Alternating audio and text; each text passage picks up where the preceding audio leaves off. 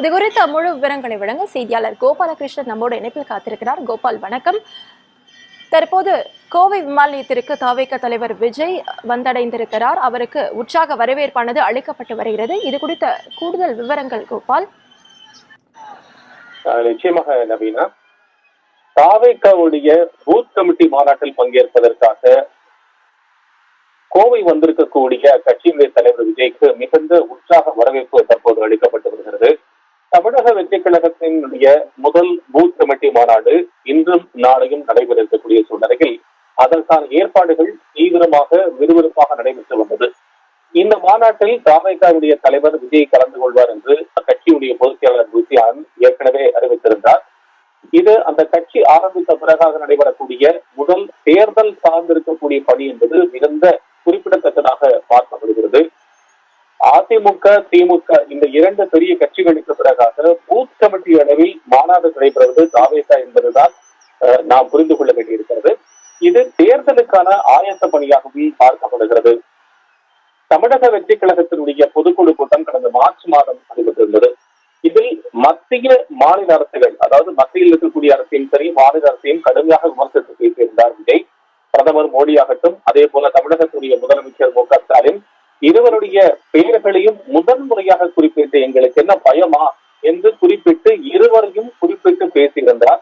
உங்களுடைய பெயர்களை சொல்வதில் எனக்கு எந்த விதமான பயமோ தயக்கமோ இல்லை என்று குறிப்பிட்டு பேசியிருந்தார்.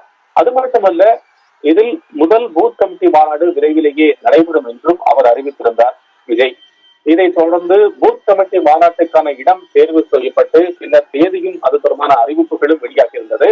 அப்படித்தான் கோவையில் அந்த கட்சியினுடைய முதல் பூத் கமிட்டி மாநாடு நடைபெறுகிறது என்பதையும் குறிப்பிடத்தக்கதாக நாம் பார்க்கின்றோம். இதற்கான ஏற்பாடுகள் தீவிரமாக நடைபெற்று வந்த சூழ்நிலையில் இன்றும் நாளையும் அதற்கான அந்த மாநாட்டினுடைய முக்கியமான உரை நிகழ்த்த இருக்கிறார் விஜய் என்பதை பார்க்கின்றோம். இந்த மாநாடு 5 மண்டலங்களாக நடைபெறுகிறது. முதல் மண்டலமாக கோவையில் இருக்கக்கூடிய தனியார் கல்லூரியில் நடைபெறுகிறது என்பதை பார்க்கின்றோம். இதற்காகத்தான் கோவை வந்தடைந்திருக்கிறார் தவிகவுடைய தலைவர் விஜய். இதில் முக்கியமாக கோவை, திருப்பூர், சேலம் உள்ளிட்ட இருக்கக்கூடிய 5 மாவட்டங்களுடைய நிர்வாகிகள் பங்கேற்கிறார்கள். இந்த மாநாட்டில் விஜய் பங்கேற்கிறார் என்று ஏற்கனவே அறிவிக்கப்பட்டது போல தமிழக வெற்றி கழகம் சார்பில் விலையில்லா வீடு கட்டும் திட்டத்தின் கீழ் கட்டப்படக்கூடிய கோவில் வைப்பறையும் ருசியானது நேற்று திறந்து வைத்திருக்கக்கூடிய சூழ்நிலையில் இதன் பிறகாகத்தான் அவர் இந்த அறிவிப்பை வெளியிட்டிருந்தார். அப்படித்தான் இந்த பூத் கமிட்டி மாநாட்டில் கலந்து கொள்வதற்காக விஜய் வருகை தந்திருக்கிறார். மேலும் இந்த மாநாட்டுக்கான ஏற்பாடுகள் சிறப்பாக நடைபெற்றிருக்கின்றன. அது மட்டுமல்ல, அங்கிருக்கக்கூடிய இந்த கட்சியுடைய நிர்வாகிகளிடம் மிக முக்கியமாக திமுக மற்றும் அதிமுகவில் இருக்கக்கூடிய பூத் கமிட்டி நிர்வாகிகளை எப்படி இந்த தேர்தல் நேரத்தில் எதிர்கொள்வது, ஒவ்வொரு வீட்டிற்குமாக சென்று தங்களது கட்சியினுடைய கொள்கைகள் குறித்து பேச வேண்டியதும் இது உள்ளிட்ட பல்வேறு விஷயங்களை அவர் எடுத்துரைப்பார் என்று தகவல் தெரிவிக்கப்பட்டிருக்கிறது. அது மட்டுமல்ல, இந்த பூத் கமிட்டி மாநாடு என்பது மிகுந்த முக்கியத்துவம் வாய்ந்ததாக பார்க்கப்படுகிறது. இந்த பூத் கமிட்டி மாநாடு குறிப்பாக கருத்தரங்கு நடைபெற இருக்கிறது. அதில் 3 மணி முதல் மாலை 6 மணி நேரமாக 3 மணி நேரங்கள் நடக்கிறது. நாம் முன்னரே சொல்லப்பட்டது போல தமிழக வெற்றி கழகத்தினுடைய 10 மாவட்டங்களைச் சேர்ந்த வாக்குச்சாவடி முகவர்கள் நாளைய பொறுத்தளவுக்கு 13 மாவட்டங்களைச் சேர்ந்த வாக்குச்சாவடி முகவர்கள் கலந்து கொள்கிறார்கள். இன்றைய தினத்தை பொறுத்தளவுக்கு, அதாவது ஏப்ரல் 26 இன்றைய தினத்தை பொறுத்தளவுக்கு ஈரோடு கிழக்கு, ஈரோடு மாநகர், ஈரோடு மேற்கு, சேலம் கிழக்கு, சேலம் மேற்கு, சேலம் மத்திய பகுதி, சேலம் வடமேற்கு, சேலம் தெற்கு, நாமக்கல் கிழக்கு, நாமக்கல் மேற்கு ஆகிய மாவட்டங்களைச் சேர்ந்த வாக்குச்சாவடி முகவர்கள் கலந்து கொள்கிறார்கள். நாளைய தினத்தை பொறுத்தளவுக்கு கரூர் மேற்கு, கரூர் கிழக்கு, கோவை மாநகர், கோவை தெற்கு பகுதி, கோவை கிழக்கு சட்டமன்ற தொகுதி, கோவை புறநகர் கிழக்கு, கோவை புறநகர் வடக்கு, திருப்பூர் மேற்கு, திருப்பூர் தெற்கு, திருப்பூர் கிழக்கு, திருப்பூர் மாநகர், நீலகிரி கிழக்கு மற்றும் நீலகிரி மேற்கு ஆகிய மாவட்டங்களைச் சேர்ந்த வாக்குச்சாவடி முகவர்கள் கலந்து கொள்கிறார்கள் பார்க்கின்றோம். ஆக இன்றும் நாளையுமாக இந்த 2 நாள் கருத்தரங்கு மற்றும் மாநாடு நடைபெறுகிறது. இதில் இன்றைய தினத்தில் பொறுத்தளவுக்கு 10 மாவட்டங்களைச் சேர்ந்த வாக்குச்சாவடி முகவர்களும், நாளைய தினத்தை பொறுத்தளவுக்கு 13 மாவட்டங்களைச் சேர்ந்த வாக்குச்சாவடி முகவர்களும் கலந்து கொள்கிறார்கள். தமிழக வெற்றி கழகத்தை பொறுத்தளவுக்கு தமிழகத்துடைய சட்டமன்ற தொகுதிகள் 120 மாவட்டங்களாக கட்சி சார்ந்திருக்கக்கூடிய மாவட்டங்களாக பிரிக்கப்பட்டு நிர்வாக நடைமுறை சார்ந்ததாக பிரிக்கப்பட்டது என்பதையும் நாம் ஏற்கனவே பார்த்தோம். அதற்கும் முழுமையாக நியமனங்கள் செய்யப்பட்டு இருக்கின்றன. இந்த கருத்தரங்கில் தமிழக வெற்றி கழகத்துடைய தலைவர் விஜய் பேச இருக்கிறார். தமிழகத்தில் ஆட்சி மாற்றத்திற்கான செயல்பாடுகள் குறித்து அவர் பேசுவார் என்றும் எதிர்பார்க்கப்படுகிறது. அது மட்டுமல்ல, இன்னும் 10 மாதங்களில் நடைபெற இருக்கக்கூடிய 2026 சட்டப்பேரவை தேர்தலுக்கான களப்பணிக்கை குறித்தும் அது தொடர்பாக மேற்கொள்ளப்பட வேண்டிய கடமைகள் குறித்தும் அவர் பேசுவார் என்றும் எதிர்பார்க்கப்படுகிறது. இதற்காக தனி விமானம் மூலம் சென்னையிலிருந்து புறப்பட்டு சென்றிருக்கிறார் நடிகரும் அக்கட்சியினுடைய தலைவர் மாநில விஜய்.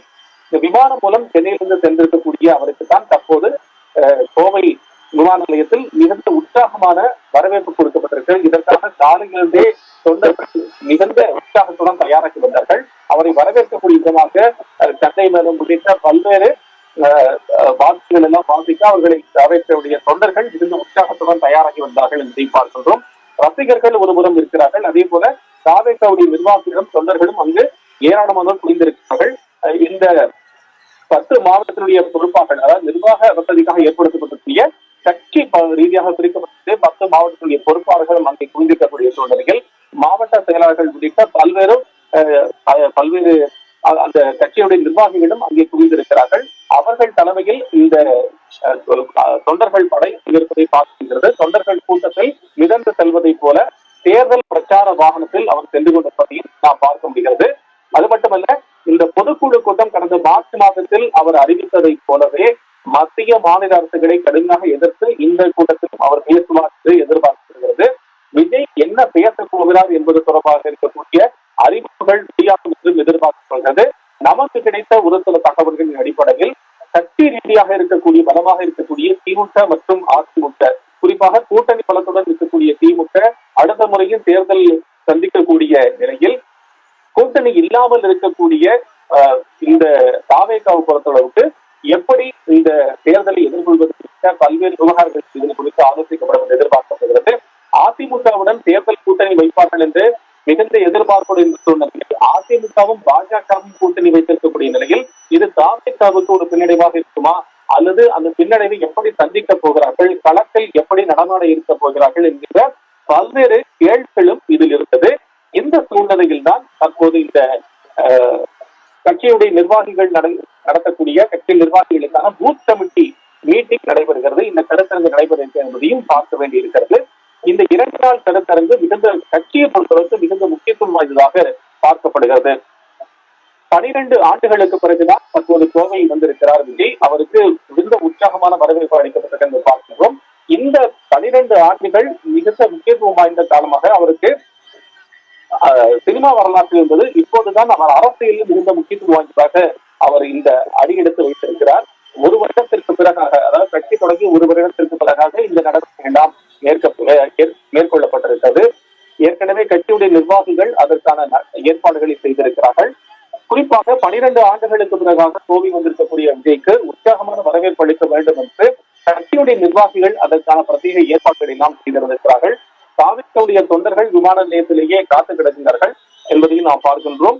இந்த விமான நிலையத்திலிருந்து விஜய் தங்க இருக்கக்கூடிய ஹோட்டல் வரைக்கும் வரவேற்பு அளிக்கவும் தொண்டர்கள் திட்டமிட்டு அதற்காக 2 நாட்களாக அனைத்து விதமான பணிகளும் செய்யப்பட்டு வந்திருக்கின்றன. அது மட்டுமல்ல, விஜய்க்கு இன்றிலிருந்து, அதாவது இப்போதிலிருந்து, எப்போது அவர் கோவை விமான நிலையத்தில் வந்தாரோ அப்போதிலிருந்து அவருக்கு ஒய் பிரிவு பாதுகாப்பு வழங்கப்படும் என்று சொல்லப்பட்டிருக்கிறது. அது இந்த நடைமுறை இப்போதிலிருந்து வந்திருக்கிறது என்பது பார்க்கின்றோம். 3 மணி நேரம் நடைபெற இருக்கக்கூடிய இந்த கருத்தரங்கில் மிகுந்த முக்கியத்துவம் வாய்ந்திருக்கக்கூடிய விஷயங்களை அவர் ஏற்கனவே கொள்கை பிரகடனம், அதாவது எப்போது முதல் மாநாடு அறிவிக்க சொன்னாரோ அந்த முதல் மாநாட்டில் இருந்து திமுகவை அவர் கடுமையாக விமர்சித்து வருகிறார். கடந்த முறை நடைபெற்ற அந்த பொதுக்குழு கூட்டத்திலும் இதுபோன்ற பூத் கமிட்டி மாநாடு என்று தீர்மானம் நிறைவேற்றப்பட்டிருந்தது. அந்த பூத் கமிட்டி மாநாட்டில் விரைவாக பல்வேறு விஷயங்கள் குறித்தும் எடுத்துரைக்கப்படும் என்றும் தேர்தலை எதிர்கொள்வது தொடர்பாக பல்வேறு விஷயங்கள் புகார்கள் எடுத்துரைக்கப்படும் என்றும் சொல்லப்பட்டிருந்த சூழ்நிலையில் இப்போது இந்த விஜயனுடைய விசிட், கோவை விசிட் என்பதும் பூத் கமிட்டி மாநாடு என்பதும் முக்கியத்துவம் வாய்ந்ததாக பார்க்கப்படுகிறது. நவீனா,